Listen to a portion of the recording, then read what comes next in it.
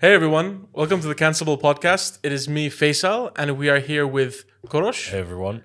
And We don't have a camera on that. and Bardi is missing. Yeah, So we for once, Faisal took his revenge. exactly, it's my turn now. So we are here with Korosh, who is going to be talking to us about some very interesting stories he's been looking up. Are you making it so formal? I don't know, man. I'm feeling very formal today. I'm feeling very formal. No, it's basically the reason I said let's do this topic was someone in the comments said that. I don't remember what they said exactly, but they said that. That's a great start. They said that please do more like horror, mystery, like that kind of vibe, like we used to do before. So I was like, fuck it. Let's go for that today. No, I think it's a really, really good topic. Also, I think why I'm formal is because I've been up since 4 a.m. Why the fuck you been up since 4 a.m.? Because for some reason I went to the bathroom and I switched on the lights and the whole house, the grid went off. Wait, is this like a haunted story or? No, like legit. Like I went to the bathroom, turned the light on, and then bro, everything in the house just switched off. Everything. Well, like a electric, like what do you call it? I thought it was circuit break or something like that. So yeah, it went off and the water stopped working. So imagine like 4 or 5 a.m. You're sitting there with no AC. Oh fuck that! So my whole family just all met in the living room and we're sitting there and ice going, buckets and shit. Yeah, man, no, we're just sitting there and we're like, so great way to start the weekend, you know. And it was funny because no one was in a bad mood. I would have been in a shitty mood, but like.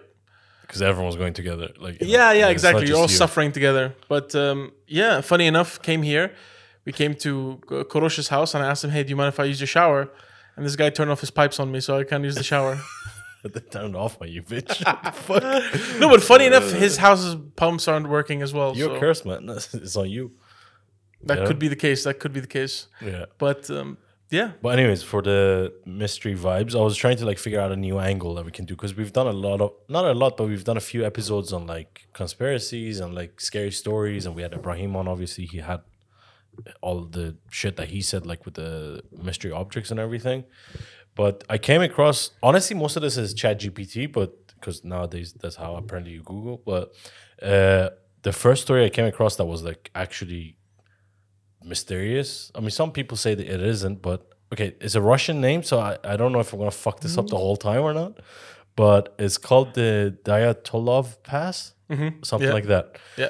So basically, the timeline, the way it goes is in 1959, a group of people go from this town in Russia. They go for this long, not a hike, but what do you call it? Like expedition, basically. They walk into nature. So forgive me for this. I've actually Oh, you know this? I've in my free time I like to watch like What the Fuck Files and all this kind of stuff. Okay. The thing is that those What the people fuck files? What It- show is that? no. It's actually Today on What the Fuck Files. literally, bro. Once we get into the story, you're gonna realize how fucked up this thing is. So the thing is that actually they were a bunch of students. Yeah. And by the way, they weren't students like TikTokers and this kind of shit right now. Half of them were scientists, Like PhD and shit. PhD. Some of them were into nuclear fusion and all this kind of stuff. So they were high-profile individuals that were young, and this was at the time of the Soviet Union. So they were all of them avid adventurers. They like to do hiking and all this kind of stuff. And also at the same time, a lot of them were working for the government or in some sort of branch that was associated. If you're like in the Soviet Union, if you're a scientist, PhD level and shit, you're working for Yeah, the and you're talking about government. nuclear fusion and Yeah, all this kind of exactly, stuff, chemistry and such. But yeah, so these guys, they went on a hike and So basically, I don't know all the details of the story. You probably would know better, but timeline-wise, January 23rd, 1959, they go. And then on January 28th, one of the guys leaves the group because he has health issues. And he comes back, basically. And then February 1st, they keep going to this area. I don't know, the Russian name is like Kholat-Syachel or some shit like that. But they go to this place called the Dead Mountain, or the Mountain of the Dead.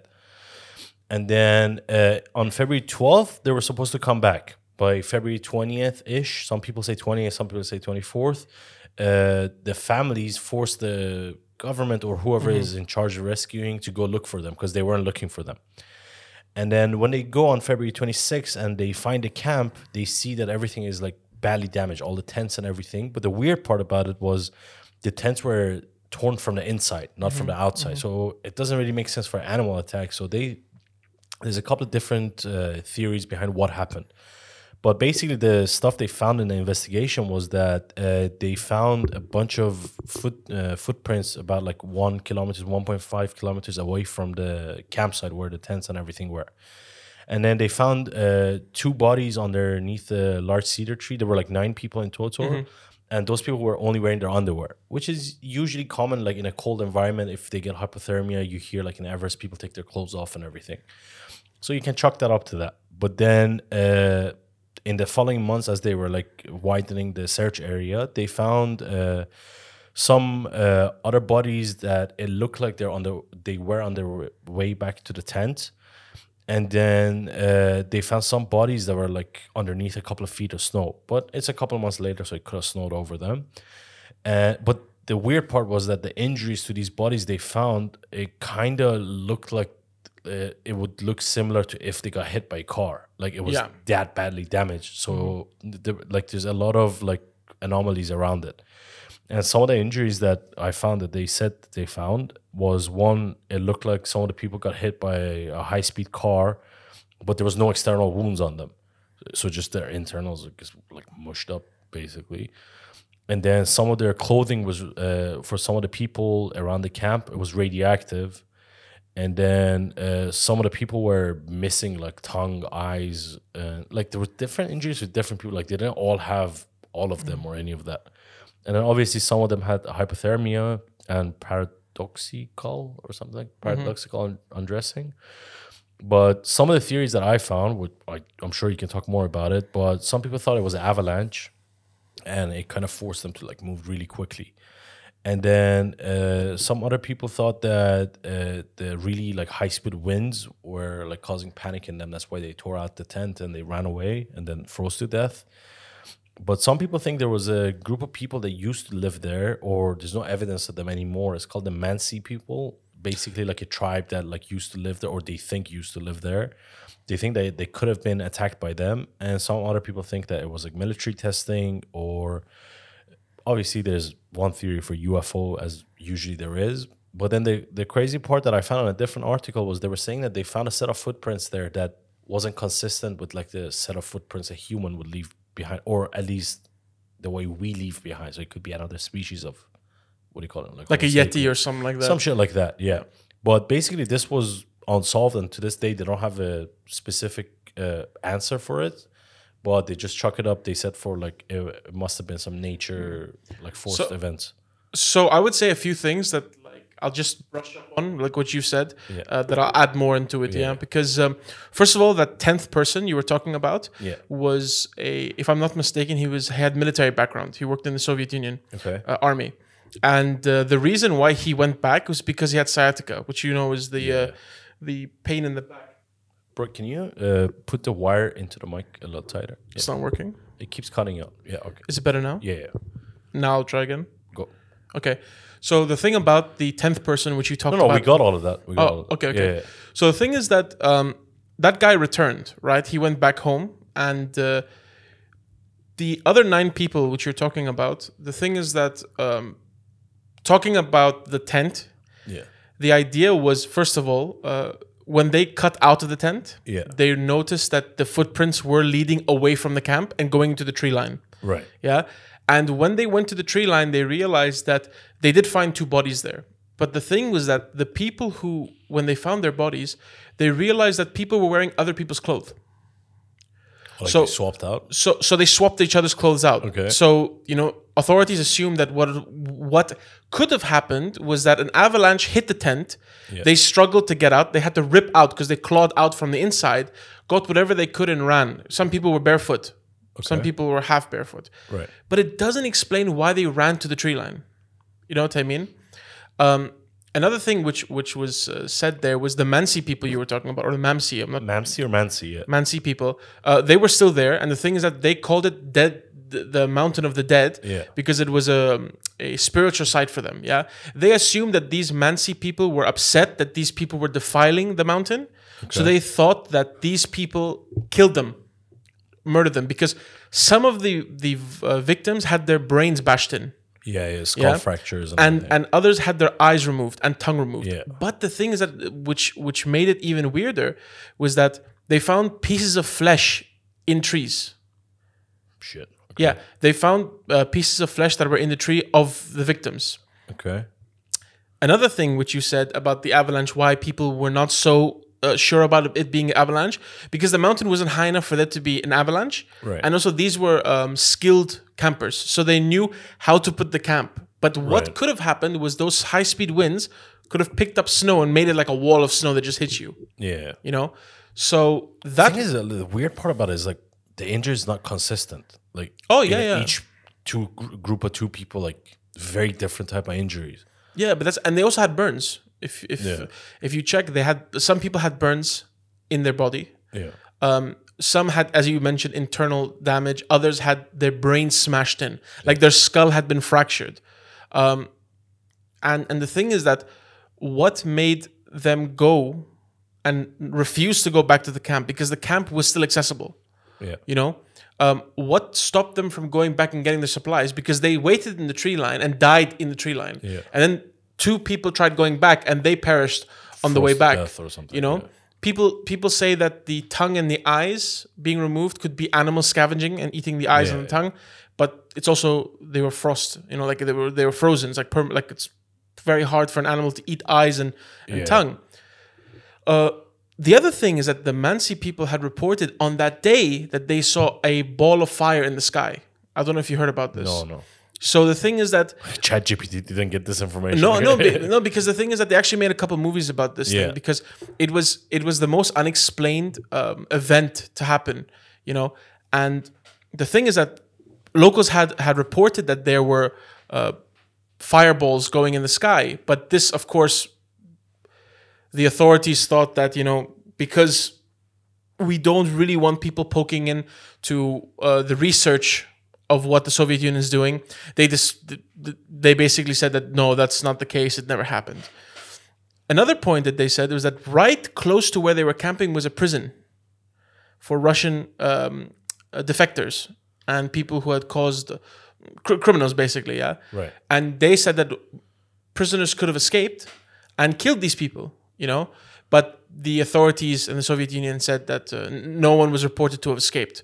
But the thing is that if people did escape, would they really say people escaped? Yeah, exactly. You know what I mean? But the thing is that what really was crazy for me was just the ways their bodies were found. You know, the thing I don't get is like you can't apply like all of the explanations. It could be possible, right? Oh but not each one like explains all of the injuries. You know. You didn't talk about the photo they had in their camera. I didn't know about it. There was a photo in their camera of something coming towards the camera. Did you see this? No. So the last photo in one of the explorers' camera has a picture, and they think it's someone who's coming to attack the camera, or it's someone playing a prank on them, because it's literally like a really big thing just going towards them, like Bigfoot style. I'm not saying Bigfoot, but like that type of figure. I mean, if you look at it, it looks like someone wearing a lot of protective gear going towards them. Ghillie suit. Yeah. Not ghillie suit, but it's like winter clothes he's wearing, you know? Okay. But the thing is that it's so blurry, but you get the image of the person there that it was the last photo he took. Shit. You know? So that also raised a lot of questions like, was there someone there? And also, the Mansi thing was ruled out of them being murderers because the Mansi traded with them. They went there, they gave them some money, they gave them some supplies, wood, all that kind of stuff. So that didn't make sense. And the sheriff that was involved at the time, he was told by the Soviet Union, like he came out years later to say that the government told him stop digging into this, you know? And they said that most likely it could have been US operatives trying to sneak into the Soviet Union, and they killed these people because the hikers found the Americans and they were going to call, you know, the Soviet Union. Right. But it's just something that's like, it doesn't explain the injuries though. But that's the thing, man. They think that there's some, you know, that fireball they mentioned. Yeah. They believe that it was a new weapon tested by the Soviet Union or America that could wipe out people without doing any external damage. Like it just crushes your insides. So that, man. yeah. So but that's what's crazy, you know. Like you have so many mysteries like MH370, the Malaysian Airlines and stuff that aren't explained. And then you have this one that's from the Soviet Union that no one has any clue about it, you know? And, you know, sadly enough, the 10th guy, he felt so remorseful for leaving. Yeah. And they thought it was him because they thought that actually there was a scenario that these scientists were working on something that the government wanted to keep quiet. So they sent this guy, because last minute he joined their group. So they think that he said he was sick and he went back and then came back around basically. Basically like was stalking them. Yeah. And then he had to kill them because he had military background. But the thing is that his alibi was checked out later, that he was with his mother and he was with his family, but they were blaming him. They wanted to arrest him. But he said he felt so guilty because he's like, maybe if he was there, he could do something. I read an article. I don't know if this was true or not, but apparently that 10th guy that they interviewed him, they said that even for that short period of time that he was with the group, they heard like crazy noises from outside of the tent that they couldn't explain it by like animals. But then I didn't see it in any other articles. I don't know if it was some like bullshit line that they threw in there. Or... But that's the thing. Like, are we ever going to get those articles? Because the Soviet Union, like... no, man, it's all gone. Yeah. And the thing is that, have you seen how massive Russia is? Yeah. You know, like when you look at it, I have a lot of friends who travel to Russia for holiday and hiking. And I'm like, why do you go hiking? Like, I never knew it was that vast. Bro, the nature you know? there. But but man, crazy. the eastern side of it, like, you know, the coldest places are in Russia. Some of them, all the way to the east, northeast. Yeah. You have like below 60, 70, like that. Fuck me. You know, and even Tom Hardy did a video where he went on an excursion in Russia, going to the coldest point of a town. Oh, like a documentary? Or? Yeah, it's like it's on the BBC or something like that. It was very interesting. And bro, they had to make sure their cars were on, otherwise they die. Like they had to make sure the oil was always or some shit. Yeah. So again, like it must have been terrifying for those people because, you know, all these small things, like it leads one way and then it leads to another. You think it's, okay, a cover-up from the government that they killed these people, and then it's something unexplained, and then there's a fireball in the sky that multiple people heard about and saw that day. Yeah. You know? I mean, you know a lot more about this than me. So what's the explanation to you that makes the most sense? You know, man, I think... Oh, shit, there's even another one. Sorry, I keep forgetting because like, good, right? I've watched this... Actually, I watched it like 2 months ago. There's a movie they made about it, a documentary movie. Yeah. They believe that the people ate a mushroom that are famous to the Mansi people, that it's a hallucinogen. And when they were hiking and stuff, they had mistakenly eaten these mushrooms. And that's why they had that crazy thing of inside the tent. And shit. They heard noises and they attacked each other or they ran out and stuff like that. But, okay, it would make sense if you had like... Imagine mixing, what is it called? Pneumonia or freezing to death with shrooms. And then like you're in that heightened state of panic. And also what you're seeing is unreal. So I wouldn't imagine these guys killing each other, you know? But still doesn't explain some of the other stuff. Yeah, like the burns and shit like it doesn't make sense. You can get burned from extreme cold, no? Yeah, or is it different? Like it shows different. But they didn't. No, but they didn't chalk it up to that's cold burn or that's frozen. But they were like, no, these people have burns on them. Like, you know, usually how these people burn is that because they start a fire, they can't feel the heat, so they put their hand in the fire. Yeah. So man, yeah, that's fucking. Yeah, actually, like talking Soviet Union, I saw a story on Instagram Instagram, YouTube, something like that. But this guy that during the Soviet Union era, towards the end, they sent him to space, to one of the space stations they had, and then the Soviet Union got dismantled, but this guy was left there. No way. Yeah, I don't know if it's true or not. There's like pictures and everything, so I assumed it was true. I forgot all the names, but. So basically, he was there for a year and was trying to make contact with the ground, but like the government was falling apart. There was no one left there, so he was just there for a year. Fuck. Till when the new Russia, basically, they were going through the records and they announced him as someone who's what do you call him? A deserter. Deserter, yeah. And then when they looked into it, they're like, "Oh shit, we sent this guy to space. Like, he's just there." So then he's a fucking deserter. So they basically like they try to call him. What do we call him? Like, WhatsApp? Like, yo, my bad, man. No, like they try to like have the connection with the. What's the fucking term? I don't know, man. Okay, they try to make contact with Yeah, them. that, They exactly. try to call him, yo, what up, man? New phone, who this? And finally, they find him there, and basically he's the last known Soviet member when he came back. Like because everyone. Oh, else, he came back? Yeah, they sent a what do you call it? Like a missile or shuttle or. Listen, the rocket's coming, they hit the ship, just jump on it. Oh, my brain's not working today. But man, how do you you come back, no hard feelings, you know what I mean? Like you've been in space for a year and a half.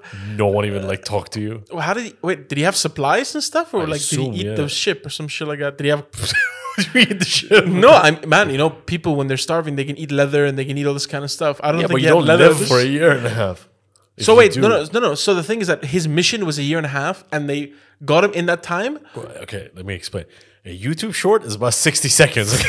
Okay, they didn't go into I have his questions. dietary breakdown. I have I'm sure we questions. can find a story for you. No, but that's like that's crazy, man. I would go. I think I would off myself.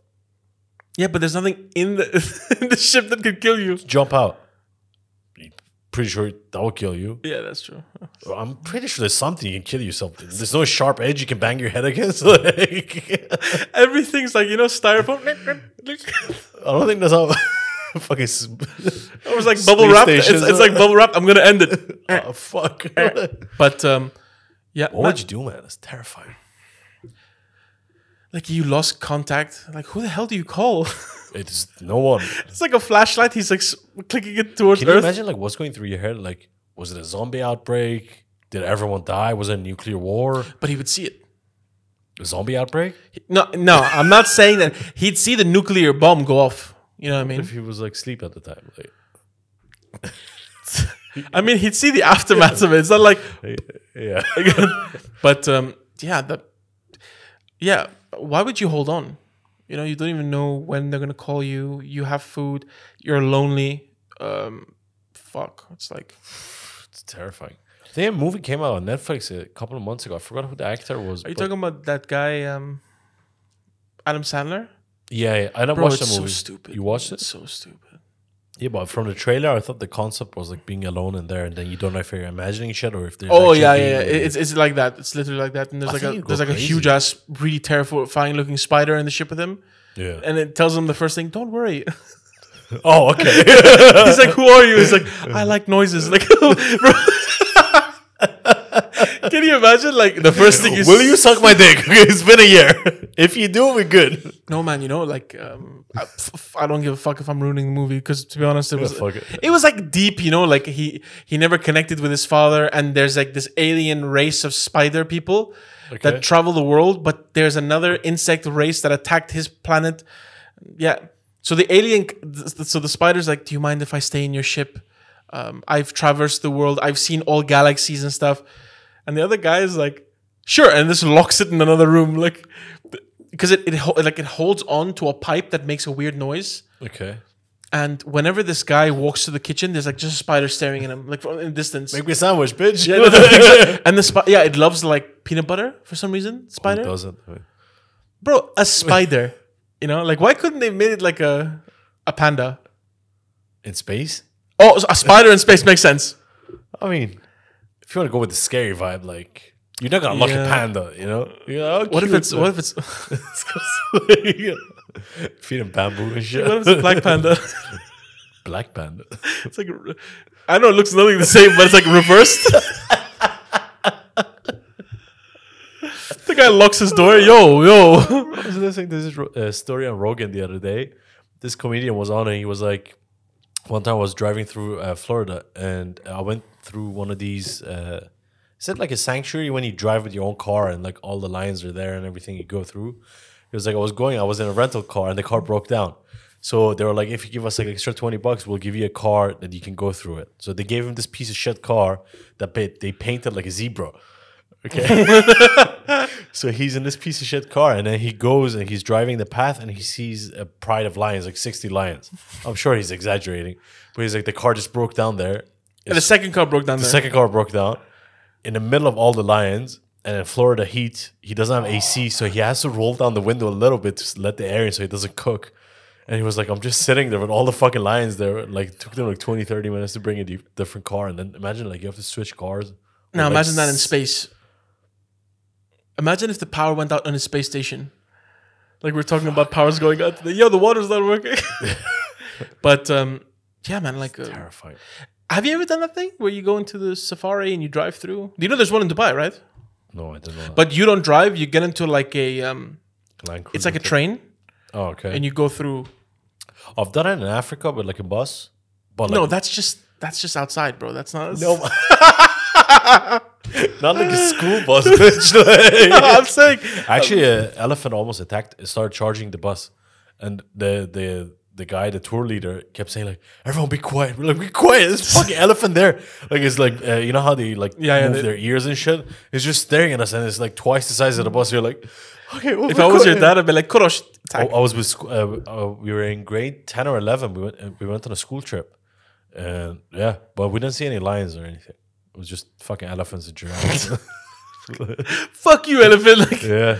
but it's actually thinking of that. Have you seen this movie with Idris Elba that talks about Beast? Yeah, did you watch Everyone keeps telling me to watch it? it. Bro, this fucking lion could open a door.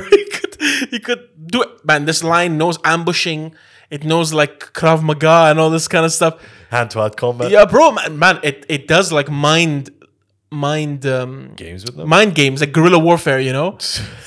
and the guy's like, it's somewhere out there. It's a huge lion, yeah? And they're like, it's somewhere out there. It's waiting for us. Let me step out of the car. Why? And by the way, guns don't work on this animal for some reason. It's learned how to pinpoint jump. Matrix. Yeah, but it was like nerve-wracking, you know? And the thing is that... Is it a CG lion or actual lion? Yeah, it's a... No, because in old movies, when they wanted to show a lion, they would actually bring a lion. But Yeah, now yeah, they don't use animals You think anymore. a lion can open a door or get in? Like, No. actually, no. Can I tell you something? You know, thinking of it like that, yeah. Do you think that it's safe to have a lion get into like attack mode, even though it's trained? Yeah. For a scene. Don't you think it could just like, because it's a primal animal. It's an instinct. When it's a time to attack, it's time to attack. It can't just, I'm flaunting my teeth and stuff.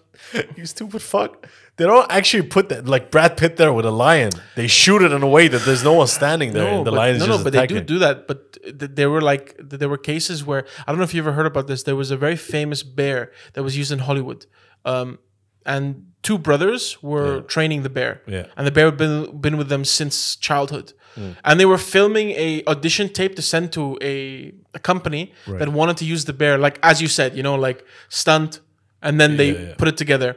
And bro, while the guy is like telling him to go up, to stand up, bro, the bear just switches, grabs his neck, and just you hear like it crushes the vertebrae. Crush his neck, and you hear the guy's voice. No, he was like, ha! like he went like, you know, a death cry, like the guy's dead. It just grabs him and just shakes him once, and the brother is watching his brother. He runs and tries to get in between them. And like 3 other people come with sticks and beating it too. They did not. That bear didn't feel anything, and it just took that guy and shook him, dropped him. He was dead, and then the bear went back to normal. I was like, oh, what happened? You know, like you can't like. I don't care how much you train like animals like that. If they want to, they'll get you. But man, like the bear was like stand up, and the bear just switched like that. So yeah. Anyway, to your point, stand up. I get it. Sometimes I don't want to get up either. Like, I'll go put the trash out. Fuck you. But the thing, it was a CGI lion. Yeah. But I've heard I think Barry told me to watch it. He said it's a good movie. It's action packed. You know, I like Idris Elba. I like him as an actor. Did you see his kickboxing documentary? Yep, I like it a lot. Dope. I liked it a lot. He seems like one of those actors like that. Like even if you sit with him, he's not like a dickhead stuck up. You know, like he seems like a normal person. Yeah, I think he's also a DJ, right? Yeah, and he was a DJ like, well before he became an Ibiza actor. And everything. Ibiza, yeah. But he seems like a very chill guy. I have a friend who was with me in school. We'll have him on next week. You know? Actually, funny enough, I have a friend who was with me in school. His name is Mohammed Faisal. He was in the new Hijack movie. Okay. With Idris Elba. Okay. Have you seen it? No. It's on Apple TV. It's basically a flight takes off from Dubai to London. Oh shit. Yeah. And the hijackers are white. What? Yeah, they're Europeans. Since they're when? Europeans. And the good people are the Arabs.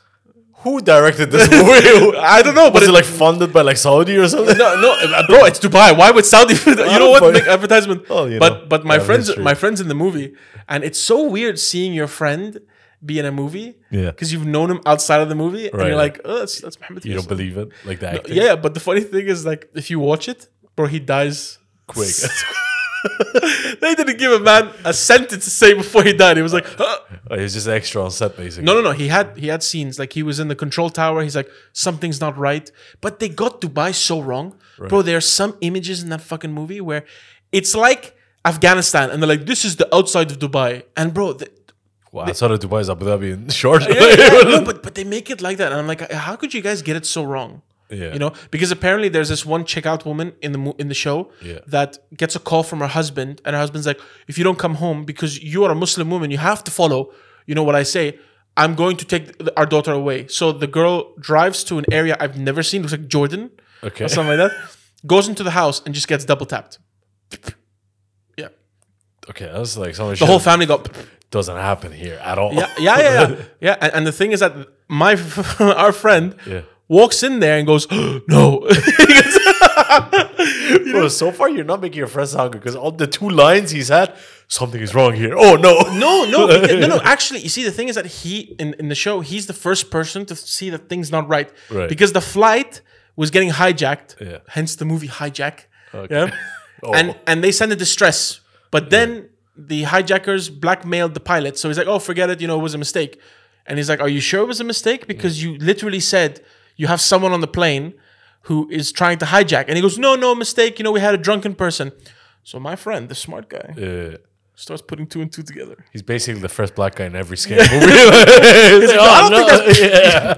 And funny enough, Idris Elba's in that too. So, which team he's on? I imagine he's helping. He's a corporate deal maker.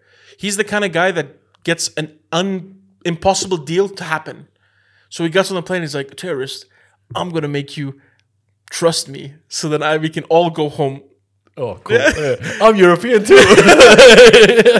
But check out Hijack. Check out Hijack now. Is it a series or a movie? Series. Apple. It's big shit, man. How long does a hijacking take?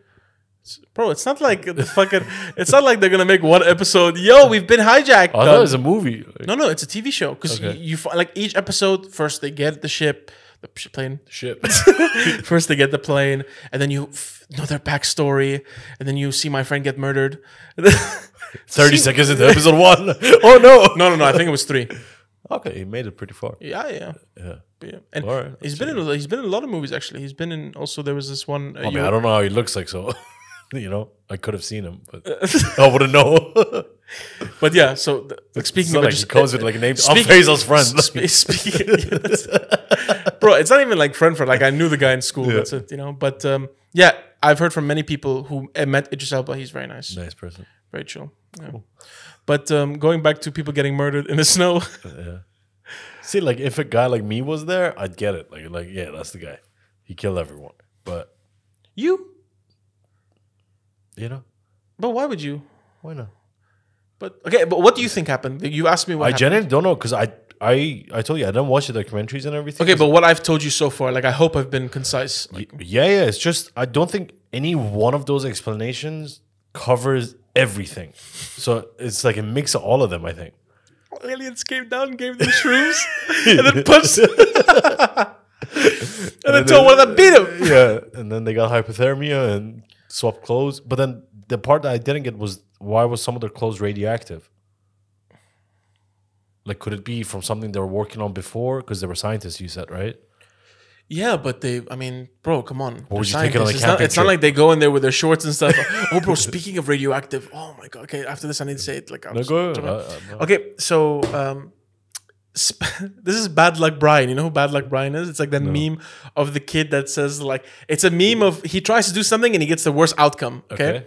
So World War II when America made the nuclear bomb or the atom bomb. It was at a place called Los Alamos. Los Alamos, yeah. So they developed 2 bombs, dropped it on Nagasaki and Hiroshima. Yeah. They made a 3rd one, but Japan already surrendered. Yeah. Okay. And they made it's called a manticore. So basically it's the radioactive shell where the plutonium is inside. Okay. The bomb is not made yet, which carries it, but that thing is there. So it was basically left at Los Alamos for months.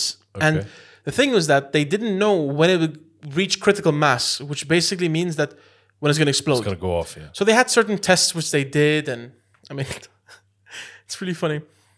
They had certain tests which they did to check, but those tests were like really long and it was risky. So one scientist goes and say, you know what? Because the manticore has two shells. Okay. One you crack, like one you open, and inside is a smaller plutonium, where some scientific thing which I didn't study makes it happen.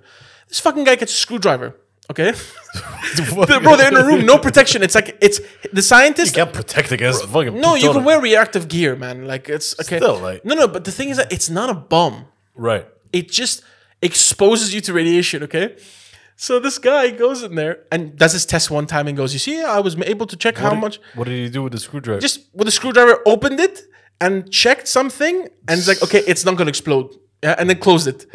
And then he called all his friends to come into the room. Run it back. He did it, but then dropped the screwdriver. It hit the ground, and the whole room went blue. And he was standing right in front of it, like he was doing this, you know. Yeah. And all his friends were sitting behind him. Yeah. They say that, if I'm not mistaken, the gamma rays is called RAM, something like that. Okay. A human being dies at 500. Okay. Our boy was exposed to 2,500. Fucking Hulk is right there. No. The thing is that when they found... So he took the worst of it. The other guys in the back, but they said that just being exposed to it took decades of their life away. Right. And they had like days left. So what did he have? Seconds? No, he had days. The other ones were like... Weeks. Maybe years or something like that. Because, again, it falls off, you know? Yeah. Because the guy did this. He basically went, oh, and he closed it again. So he closed it. You know what I mean? Because it's not like chicken and lasagna in the oven. Like really quick. Bro, he opened it and then closed it. Yeah. And the thing is that, like, imagine looking at the other guys like, oh, you saw the blue. Because, you know, if it was me, I'd be like, nothing happened. Like, my face falls off and stuff. Bro, the guy in a week died. You know, shit. His hands turned blue. Honestly, started blistering and he shit. Deserves like that. it. And then you know what happened? What? A second guy did it. Same thing? Well, this guy did it, and they were like, I think maybe we don't need to have this core here. Like, no one needs to test it anymore. No one needs to check. Bro, why are people dropping shit around this thing? Yeah. Because also, apparently they dropped it, hit it, and it just like, okay, let's go. Like, you want some of this gamma? I'm gonna give you this gamma. The thing is, I would get it if like a bunch of random people came to the site after the site was abandoned and like didn't know what it is. But you're the fucking scientists that like working on it. You think they're gonna have fucking, first of all, a reactor? No, I get it. But I'm just saying, chilling like, it. We packed up. I know. I was saying like in a movie scenario, civilization gets wiped out, and then there's new people come that don't know what the fuck it is. I get it. But if you're the dickhead that worked on this, you're the fucking scientist, you know, and you're like, you know what? Just give me a screwdriver, some beer, and let's get this done. And bro, I can just imagine. You know, he's like, yep. Fuck. And he's thinking, he's thinking so cool, and he goes, I told you. Ding. You see the slow motion of it? They should make that movie, man. Fuck out of my... What was that movie? Fucking Oppenheimer. I would have watched this, bro, and I would have given it an Oscar. Honestly, they should make it like a comedy. It's not even a parody. It's actually... Shane Gillis? Yeah. Just do that Shane Gillis going, all right, net. I guess none of us have retirement we got to worry about. But bro, how does he explain it to the other guys in the room who just got fucked because of his... You don't even explain it, man. I got a couple of days. No, but like, okay. Imagine you were like, guys, trust me. I know how to fucking look at this critical mask. Don't worry. I'll be over there, and then you do it, and you turn and look at me. What's the first thing you say to me? I'd laugh. Oh, me too. I go, I'm fucked up. I think they all just laughed. Because they were gonna beat the guy? Like, bro, I feel like if you punch him, he just becomes water, you know? Yeah. But yeah, so apparently he went into a coma in a week and died. Yeah. And then a second guy did it. And this was like... Was that the motherfucker? Like... Bro, because, the thing is that the reactor's cage can like erode. Okay. So the plutonium will just like let go. You don't have to have an explosion, but it'll just leak. Yeah. And the thing is that what kind of fucking safety features they have? The guy's like, you know what? I'm going to use a spoon this time. But I'm going to fucking super glue that spoon to your hand. Like, you ain't dropping shit. Yeah, why didn't they do that? That would have been fantastic. I feel like these key parts of this story are missing. No, bro. It was literally For like real, that. this? Bro, I'm telling you. Look, okay, I didn't say his name. I didn't say the reason why. Like, I said that they were wanting to check if it was going to hit critical mass, and this guy had a faster way of doing it. Yeah. I mean, this guy could have been a fantastic human being who, he tried to get the people out of the I way. don't think he could have. But the thing is that when I watched... That's the guy that like, oh, there's a line out there, let me get out the car. That's the same guy. Like, we shouldn't split up. I'm going this way. But that for me, I was watching it and they were talking about his body started eroding and I just couldn't stop laughing. I mean, yeah. It wasn't the scientist. just assuming. Bro, if I was a scientist, I'd be like, you see here, Hendrik, I'm going to show you a diagram. Yeah? If you fuck around, you find out. We're done with this part. Now we're on this part. See how long it takes before you find out. We just want to find out how much of you is going to turn to ass. Like, what would you do if you were the person like me and Barry and everyone was standing behind you? I think I'd laugh too. Like, I would laugh trying to say something like reassuring, like, it's not that bad. Like, but to be honest, you guys would be pretty safe. I would have absorbed all of it. And like, you probably guys would get like 6 months off your time. Like, come on, man. Yeah, You vape. That's the first thing I'd say to you. You vape. You vape. You don't. What do you need? Bardia, bro, Voltron. Oh. What? What did you say? Voltron? No, man. But yeah, that made me laugh so much. And it was in a time when I was just looking at stuff that were like human beings, miserable deaths and stuff. And I'm like, this guy kind of funny. We're on the animal topic, on the same episode of Rogan I was telling you about, Rogan brought up this Game of Thrones writer that went to a similar like safari thing. George R. Martin? No, it was like one of the writers or someone that worked on the show basically, and they went on a similar like safari trip. And there's pictures of this woman. She puts the window down and wags her finger or something. She's trying to touch a tiger or a lion, and then the tiger just kills her.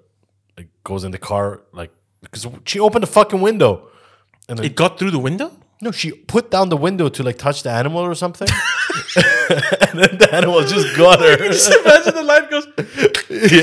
Yeah, no, the picture you can see is from the car behind, and this fucking massive ass lion or tiger, I don't remember. Halfway through the car window, and then she died. No, but can you imagine the lion just reaches in and unhooks the door? Thanks, G. Yeah. But wait, like she only died or the whole group died? Like was it? I don't know if there was anyone 4-for-1? else in the car. I don't know because they briefly mentioned it on Rogan. I didn't read into it, but the picture was really fun. There was a video a couple of years ago. This couple, I think, was husband, wife, and I think either the wife's mother or the husband's mother, and they get into an argument. The chick opens the door, goes to the driver's side to pull the husband out of the car to fight. In the lion? Yeah, the lion. Imagine, let them. The lion just came, grabbed the chick, went with the chick. That's so stupid. Like I think in those scenarios where we say like, oh man, how could you be so stupid? But there's a reason we call them stupid. Like. Yeah, I can't understand anyone be like. Imagine you're married, right?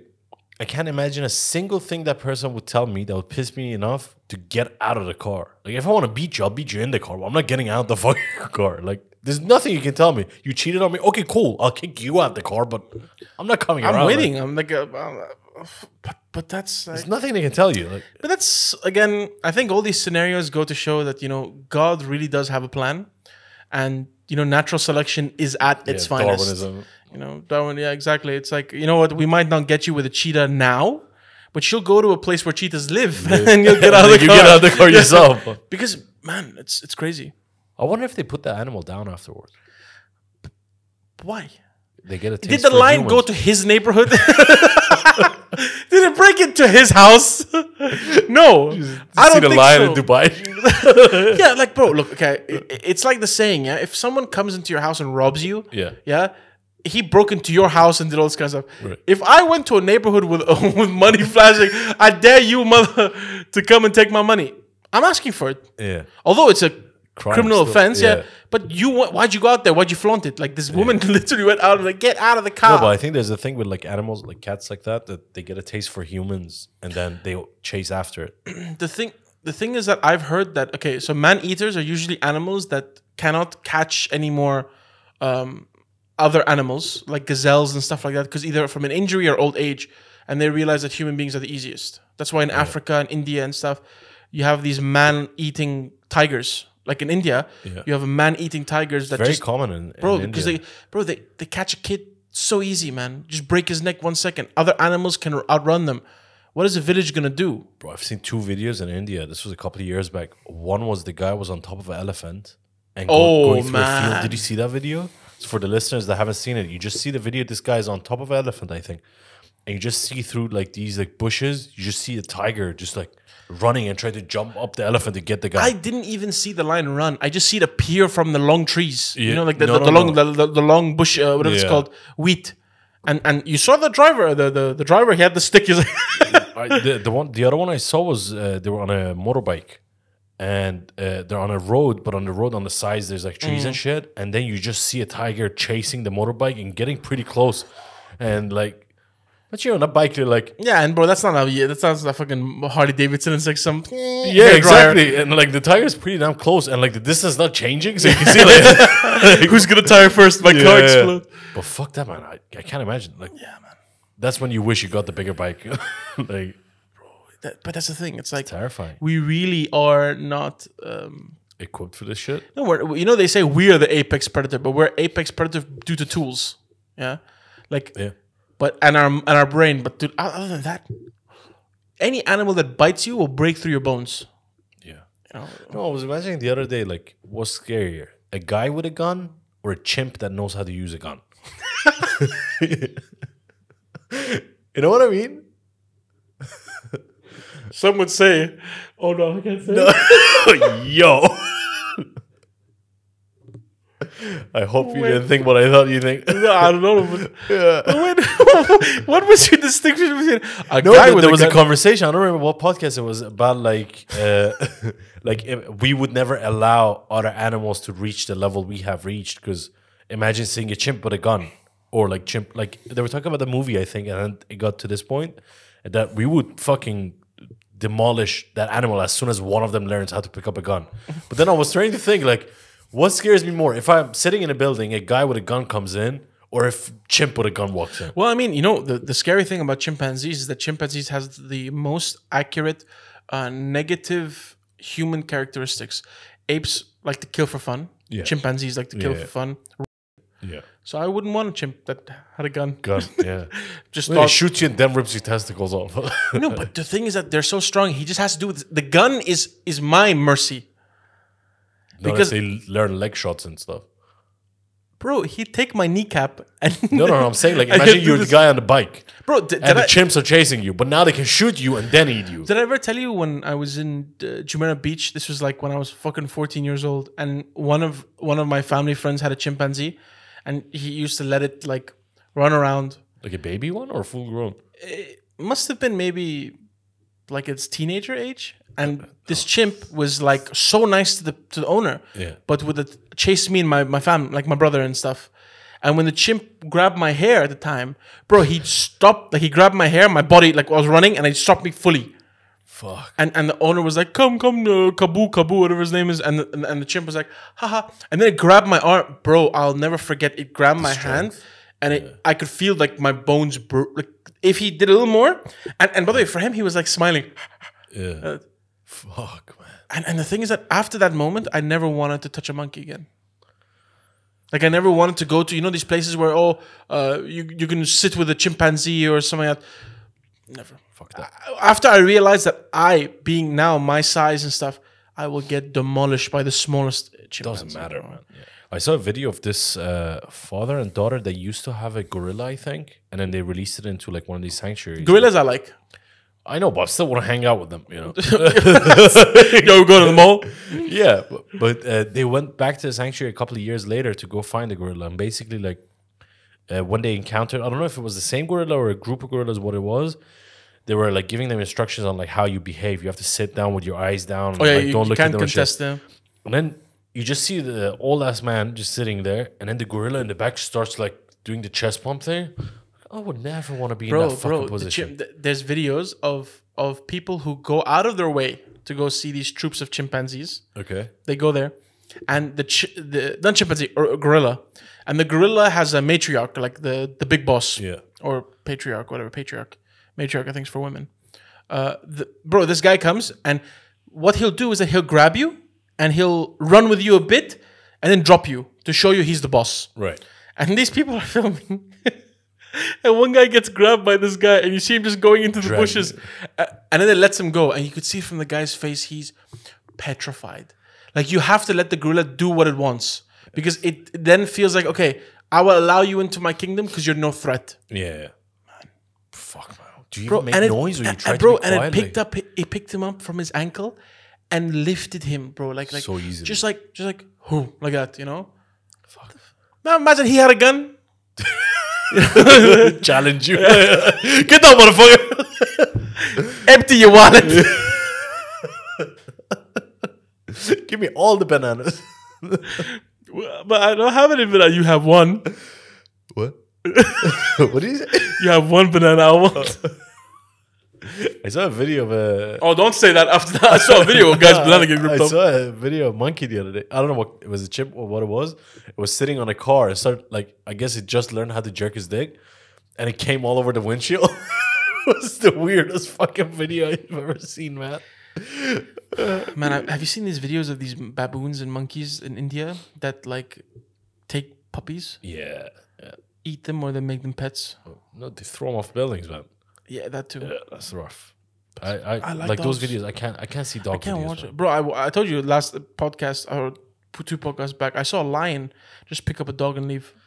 Yeah, and the dog was yelping, and the woman's like, what can you do? Yeah, but even the dog. What do you want me to do? Like, oh, did you see the video of the dog being attacked by a leopard, and the guy brings out an axe and beheads the fucking leopard? No, bro. The dog is fighting the leopard. The leopard's like winning. Is it a small dog or like big dog? I would say maybe like a Chihuahua or like a pit bull. No, not pit bull. Like a Labrador, like a golden retriever. Yeah, and the leopard's fucking the dog up. Like the dog's trying to get there, and the guy just runs, takes an axe, hits it once, it's still alive, and then beheads it. Damn. I would do the same, man. If I have axe, yeah, but if I don't have axe, I don't know if I'll go. A leopard, I'll go for it, man. Leopard, yeah, but if it's a bear or something, I don't know. Oh, man. But like a mountain lion. But the thing is that I think that fight or flight thing comes because, like, I see how much you love your dog. Yeah. You know, I think if I told you now, like, let's say a bear attacked Choco, you'd be like, no way, I'm gonna go for it. But in the moment, you try like, at least a bit. I don't think so. A bear without any weapon. But people like there's a ball in the background, like, so you look retarded. You're like, yeah, but, no, but I don't think like without weapons. I don't think I'd go for a bear, man. At the end of the day, it's my life versus a dog. It's my dog. I love it and everything, but like, what am I gonna do to that bear? Like, tickle it? Like, I'll get you later. Come on, square up, bitch. Yeah, I told you, a kangaroo I would go for. What, a bear? No chance. Or a lion? Like, what the fuck am I gonna do to a lion? I fucking hate them. I fucking hate kangaroos. I don't know. I haven't really come across them that much. Have you been to Australia? No. Me too. No. But yeah. Bro, apparently wombats, koalas are fucked up. Fucked up how? Like choke dogs and shit? No, like they're just vicious. Really? And they have chlamydia. They have chlamydia, but apparently it's not the same as the ones humans have. Yeah, but I wouldn't want to touch something that has chlamydia. Like, regardless. It's like people's like, I want to pet it. And apparently 98% of them have chlamydia. Yeah. Yeah, but is it because they fucking or? I don't know, man. So I haven't done research into it. Why are you asking like I'm a doctor here? Like, fucking Dr. Phil over here. It's funny because I know the mystery stuff and you know the animal stuff. I don't know this kind of animal shit. Like, is there a bar they're going to that's not like, is it like old people's home that they sleep together in? Like, what the fuck? But like when you say they're vicious, like the fuck they got so slow. Vicious to who? What are you talking about? Slow? No, that's a sloth, bro. Have you seen a koala?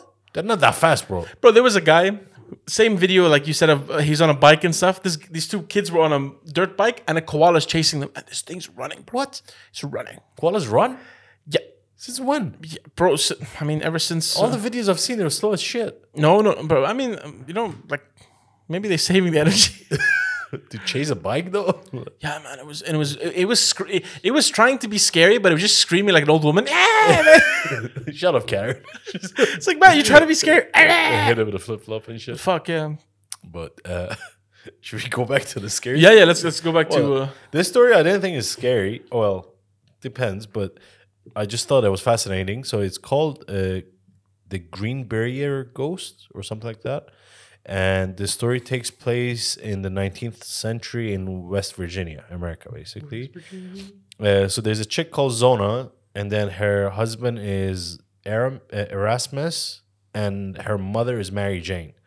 So basically in 1897, they find the woman's body by the bed, and she kind of looks like she like stretched out of the bed and like fell on the ground type of shit, and she's dead. And then they take the body for autopsy, but when the doctor comes to perform an autopsy, the husband is being really like protective, not letting the doctor in and everything. And basically the doctor, like the cause of death, he says that it could have been from like complications from childbirth, or there's no clear signs of like what exactly happened. But then as years go on, the mother, her name was Mary Jane, she keeps seeing her daughter's ghost like a few times. But what she sees is the daughter, the head is put on backwards, basically. Oh. Yeah. So basically, after a while, the ghost tells the mother, the daughter ghost tells the mother that my husband is a really like horrible man, and he killed me by twisting my neck and killing me. Like he broke my neck. Fuck. So that's the woman who was found in the bed dead. Yeah. Okay. On the bottom of the bed. And then the mother goes to the goes to the judge at the time. What was the name of the judge? I forgot the name. Whatever. She goes to the judge and she tells the judge what happened. Like she had the ghost visions, and the judge first thinks that she's like basically crazy. But then under like weird circumstances, the judge opens the case again, and they go bring the girl's body out of the ground. And then when they do a proper autopsy on her, they see that her neck was broken, and basically they put the guy in prison based on that. And the guy died like 3 years later from unknown diseases in the prison, but it was the chlamydia. Maybe. Koalas in his But yeah, I thought it was cool that like I think it's one of the only cases that basically the judge reopened the case based on a ghost sighting, or what the mother said was a ghost sighting. I mean, it would be interesting to see the evidence behind it, but I mean, like, just they found like obviously they didn't take the case to court based on the ghost thing, but that was the reason for reopening it. Yeah, which I thought like, oh, it's kind of cool if it's true. I mean, I can see that. Like, I don't know. I think maybe someone so close to someone who's died in a way, and they died like from a murder and stuff, could be attuned to, I don't know, their spirit or something, reaching out to them and telling them like, this has happened, you know, like it's not solved or something like that. So that's crazy. But imagine like you see your kid's ghost, but like is walking towards you, but like the back is walking towards you with the head. Like. Yeah, don't tell me that shit, man. Like I can just imagine it'd be my kid. I'm like, I don't know you. I don't know you. Bro, you wouldn't even like. I'm gonna try. Like I used to watch the show Supernatural when I was younger. Oh yeah, we all did. Yeah. I'm gonna start throwing salt and like silver bullets and shit. I'm not listening to you. Fuck your papa. I'll make sure to never prank you. You get shot. But the ghost of it, fuck you. Yeah. But man, yeah, that's crazy. Have you heard of these? Have you heard of these kids that, like from young ages, they keep telling stories to their parents, and they're like, about like their previous life or ghost shit? Yeah, previous life. I've seen one a couple of years ago about this kid that started giving hints on like what happened to his previous body's death, and like it was a murder. Went to the farm, and they found it. Yeah, they found it. How the fuck is that possible? I don't know, man. Like, because that can't be a scam. Like it can't be like, oh, the parents told the kid to tell the story to get some fame, because how the fuck would they know some random person in a different state, for example? Like, and it's not something well known. Yeah, it's like a small village somewhere there. Yeah. But some of them are like so fucking creepy. All of them. Like anyone that can do that, bro. Like there was one where a person was like, a mother was, her kid was telling him like, oh, I'm not your kid. I'm this person's family's child, and they're looking for me and stuff. And what'd you do? You put the kid up for abortion next day, or abortion? Get back in there! But yeah, the thing is that just imagine like, you know, there's a Reddit page that talks about like kids say the scariest shit, and that's one of the things that terrify me. Like you're seeing your kid sitting with you, he's playing with his dolls, and then he looks at you. and goes like, I'm gonna be sad when you go. What? Fuck you. Yeah. You're going first. Like, No, but bro, there's like Reddit pages where kids do this weird ass shit. You know, like they does it film come their to- kid, like they film their kid, and the kid goes like, they tell me you're gonna die soon. Who's they? You know? oh, fuck off. Yeah, or something like, because kids don't Do have they to do a lie f- at that young age. You I know, know, they but don't- do they follow up with the story that she died 2 weeks later? Like, do they say that or not? I mean, I haven't seen it in the Reddit page, but I have seen like the one we were talking about previously, where the kid was telling his parents like, "Oh, I'm trapped here. I'm actually from this place, 1932, and it's like 2003." The fuck, man! What and then did they, you teach your kid at that point? Like, no, but that's the thing. Like, does it mean that the soul, like, you know how they say when you die, there's like a very small amount of weight difference that happens to your body because this is your spirit that that's leaves? disproven, though. I don't know, bro. It could be a fart also that's in you, like, you know. Apparently, that people fart a lot. Yeah. They say apparently you shit yourself when you die. Great. No shit. Oh, by the way, this story I told you, to this day, if you go to Greenbrier County, there's a place that like has the sign and like a statue or some shit that like memorabilia of like this event that happened. They bring dolls of kids. It's like, you want one? You want one? Give it to your kid. Souvenir shop. But bro, actually, let's go to that point of fucking dolls. Yeah. Oh no, I don't like this. First of all, you know, okay, which is the most famous haunted doll you know? Nothing. Annabelle. Yes, Annabelle. People always talk about Annabelle, but did It's you a know movie, that? no? It's not, Yeah. But it's a true thing. Yeah. What? Yeah, Annabelle's a true thing. You didn't know? No, I thought it's just a movie. No, bro. So you've seen The Conjuring, yeah? Yeah, exactly. Yeah. Those people are real. Ed and Lorraine Warren. They're two very famous and probably the most off. scientifically proven ghost hunters in the world. You don't fucking know this? What do you mean scientifically proven? So, like, they have had the church and they've had scientists that come and said to them that, like, this isn't a hoax. There is some reading coming off this doll. In church, I don't believe because also Bro, the same church, you know. No, but I'm saying to you in terms of all these, like, have you seen the new videos of these ghost hunters on Discovery? The guy fucking farts. Oh, it's saying something. No, honestly, I don't watch those. It doesn't Bro, there entertain me. was one really funny one actually. There was a transgender ghost hunters, What? and they went and they had it's EMF, which basically reads electronic magnetic field. Right. And apparently the ghost hated transgenders, and she's like, it's saying, Fuck all of them. yeah, no, it's saying like, it was saying like derogatory terms towards the transgender person, and he looks at the camera. I think he doesn't like transgenders, and then he goes like, leave. And so, Is one of the ghost hunters trans? yes. And the ghost is saying like gay or something like that. Bro, I have to find the video. It was so funny, and the person's Can't be getting true, man. bro. The person's getting really like pissed, and she's like, "It's homophobic," and it's like gay. It's like gay, leave. And I was laughing so much, but coming back to Oh, that has to be fake. That can't be true. bro, I'll find the video. But it was so funny because the person really looked pissed. Yeah. You see, EMF, okay, EMF is electronic magnetic field, yeah? They believe that, you know, because we speak and stuff, it's an energy, and that energy cannot be created or destroyed. It comes from Newton's law. So they believe that it's trapped somewhere in the universe, yeah? So when you have an EMF reader, you pick up these waves. Right. But also, what happens in these waves is radio stations. Yeah. So when you put the EMF, it's like putting a radio on and you pick up certain signals. Right. And people take those phrases that come out. Yeah. It's like one time you're watching a ghost hunter and the guy's like, "Are you here?" And it goes like, "Bed beef bologna." 2 for 1, big long. You know, like Bed beef bologna. I don't know. I don't know why I said bed beef bologna.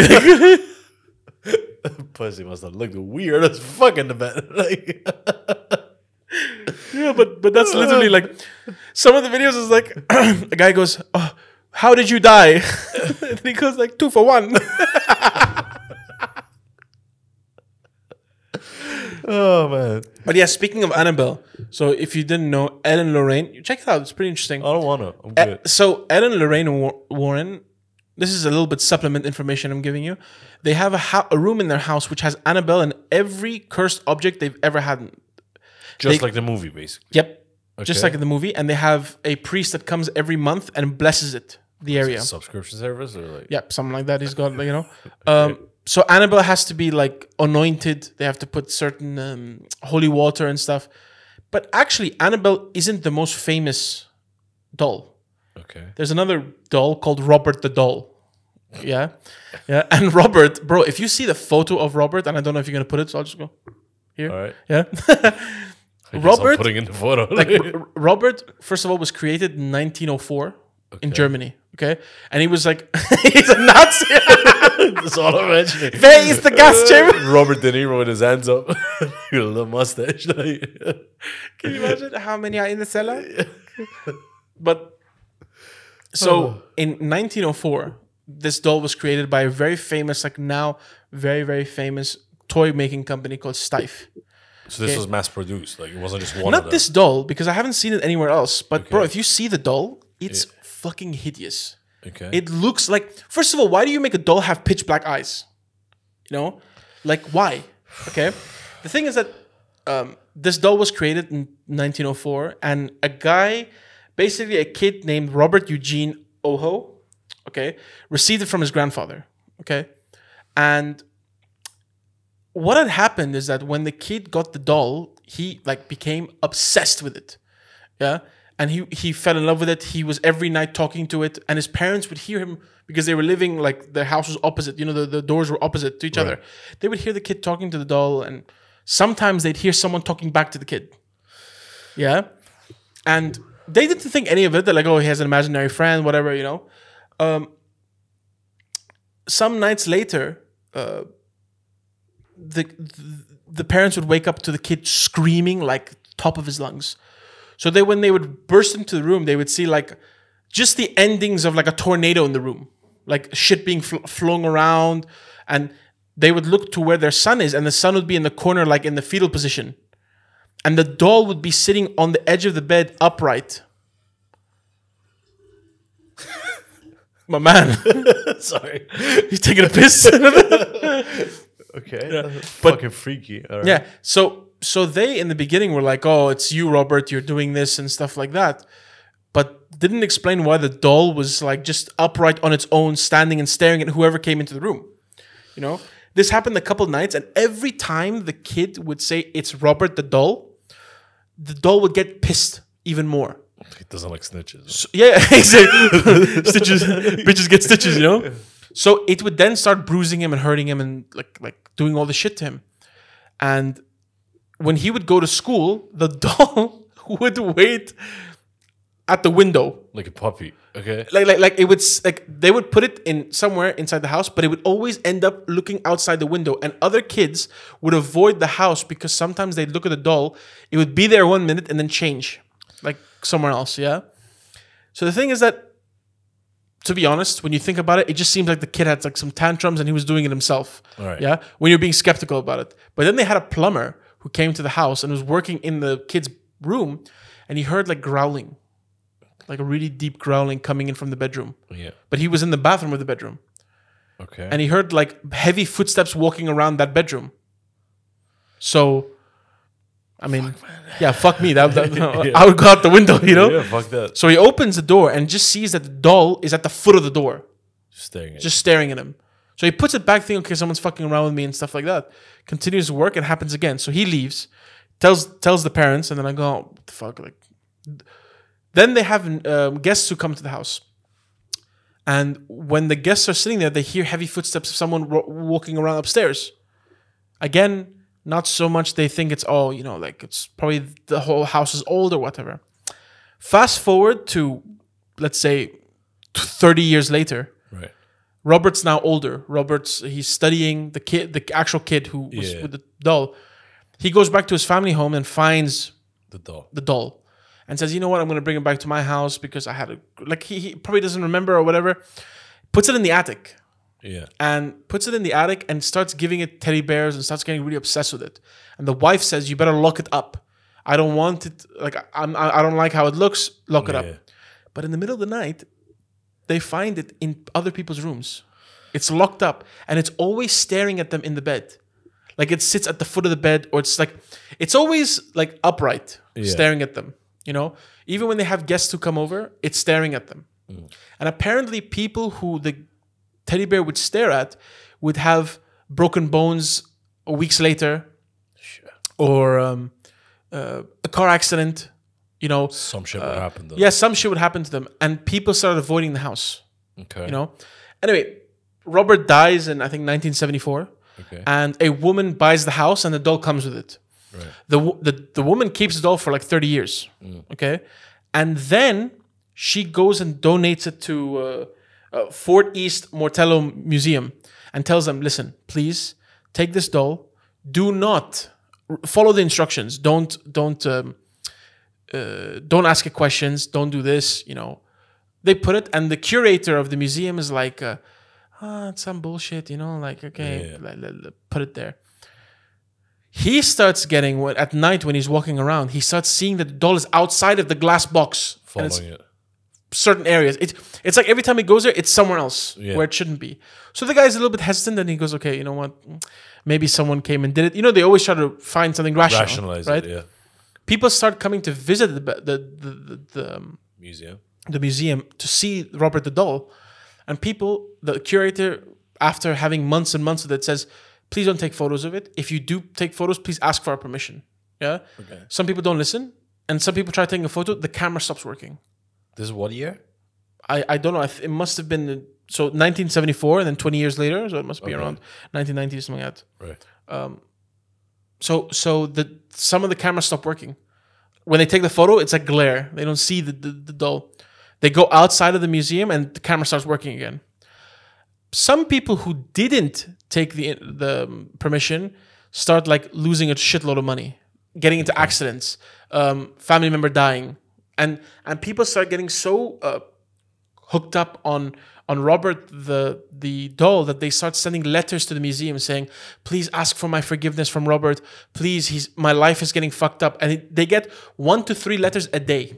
Shit. Yeah, from someone. And then there's some people who ask Robert to kill someone who they know or to curse someone, which is like fucked up. Like the curator's looking, huh? Where's the doll now? Florida. Fuck. So it's still in a museum, or it's still in the museum. You can still see it. But the thing is that people say don't take a photo with it, don't ask questions, don't do it because fuck that museum. I'm not even stepping in there. Yeah, but it's apparently famous. Like it's a cult following. People go there, and some people ask it like, you know, I want to find a love person. Can you find me something like that? Like what the fuck? You know, people getting so infatuated by this shit. Do you think you can trick? Like, let's say this is true, right? Do you think you can trick them with technology? If you put a VR goggle on them and show them a video of someone in a house and like who the ghost, the ghost or whatever this. So I put a VR on the ghost and say you're haunting a house now. Like put a video of someone in the bed and like you think you can trick them? Like, you just see a bunch of ghosts hooked up to a wall. It's like a sex dungeon. No, do you think you can? I mean, bro, again, technology. Like, first of all, how are you gonna get a VR set? Okay, yeah, a doll maybe. Yeah. Imagine every time you put a doll, it takes his pants off. And it's bro, what would you do if your kid starts doing that shit? But where do you put the line between okay, he has an over imaginative mind until okay, something's trying to get my kid, you know? Because honestly, I'm trying to imagine like if I kept walking into my kid's room, he's curled up in a corner, the doll is staring at it, and the room looks like it's been through a hurricane, I wouldn't think my kid is throwing a tantrum. Like, but the thing is that we always go to the rational first. It's not like if I come into this room and you've tripped, I'm gonna be like a ghost pushed him. You know, I would always be like he must have fallen, he must have done that. Yeah, but like 1 time, 2 times, 3 times, 10 times, not like 20 years. Like, you know, bro, have you seen? There's videos. I forgot it. To be honest, I was too scared to watch it when I was younger. There's documented footage of a kid that's being harassed by a demon in their house. Have you seen it? Fuck no, bro. The kid's sitting at the kitchen table, and the demon, just keeps pulling the chair, and then lifts up the chair, the back. So the kid's like, "Stop!"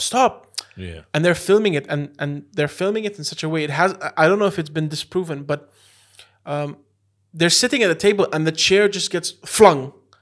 But there's like, you know, they say they use fishing wire that can be detected, but the one with the kid, it's so fucking terrifying because, you know, if you were to squint, it's like you could see the demon just standing there doing exactly what it wanted to the kid.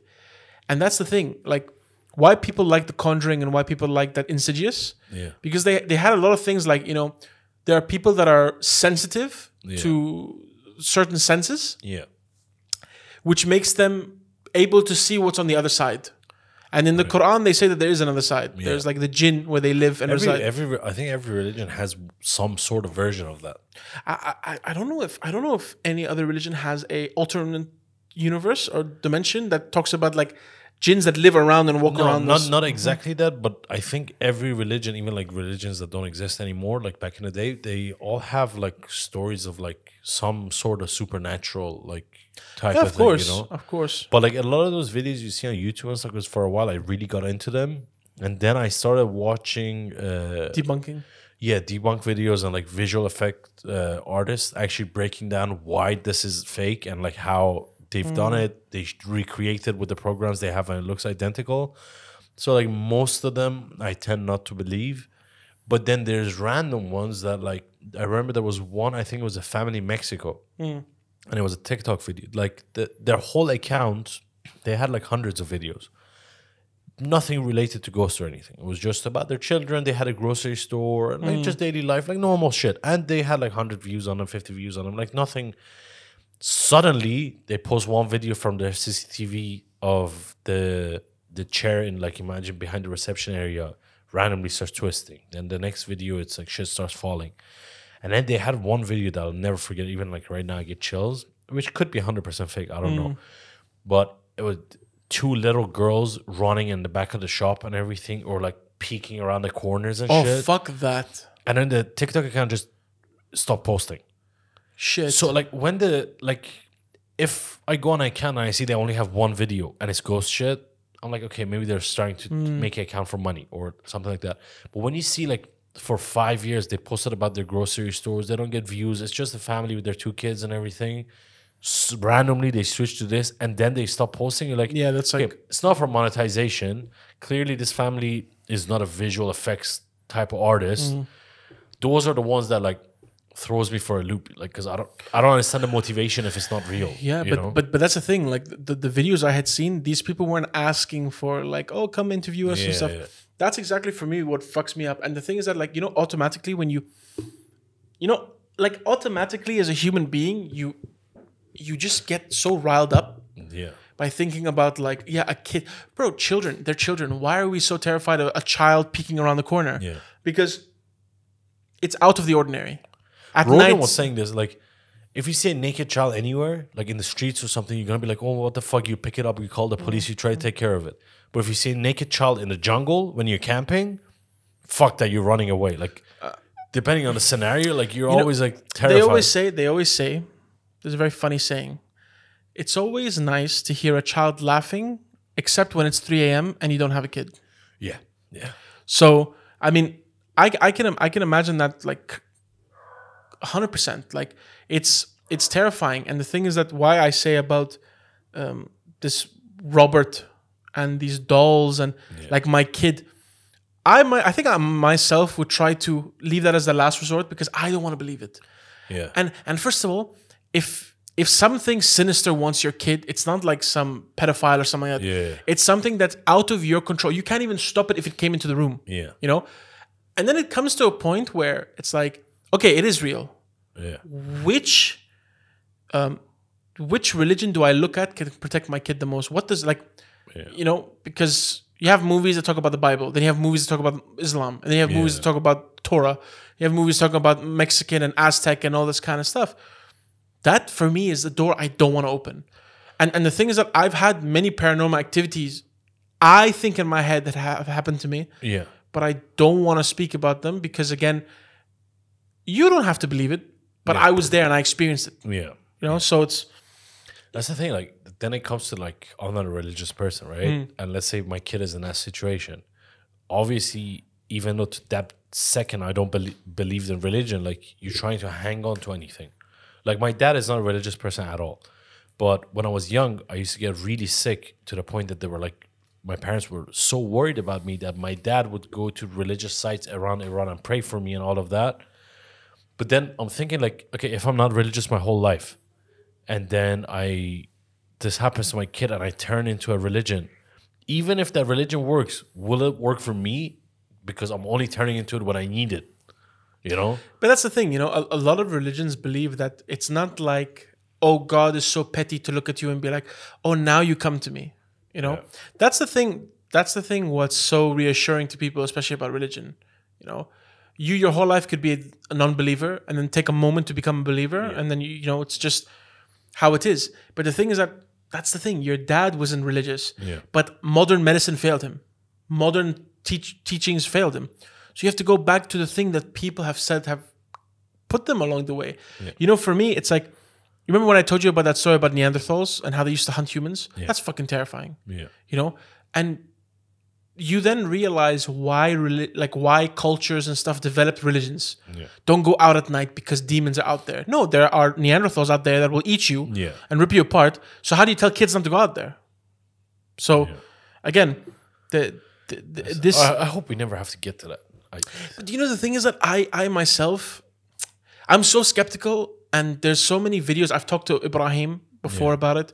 You have these videos of guys that go into caves in Saudi or something, and there's like a jinn that's holding his leg, and you see like it's a glove. It's a glove.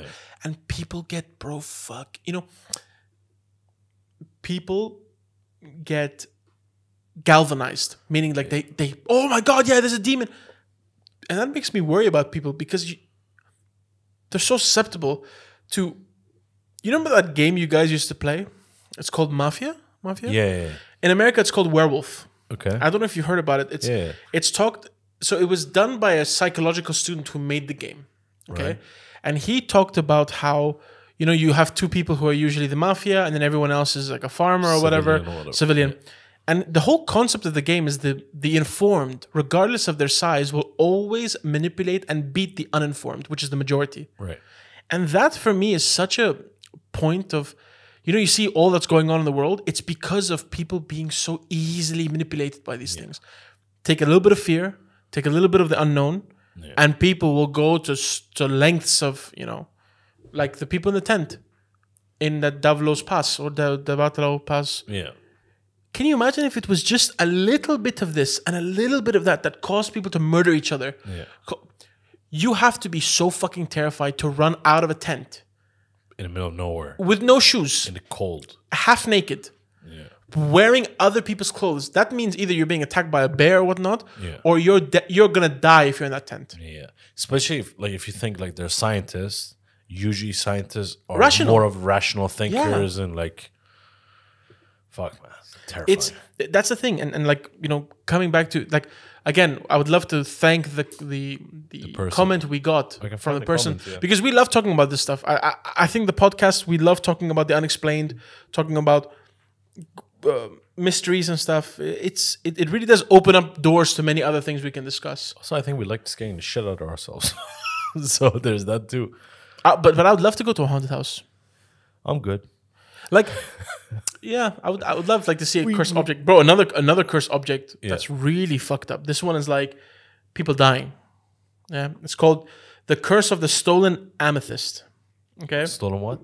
Amethyst. It's like it's a stone, like a purple stone. They call it amethyst. Okay, yeah, or it's called like they call it the Delhi purple sapphire. Okay, so the thing is that it was a gem stone that was stolen out of India in 1857 when India was trying to revolt and have a revolution. Okay.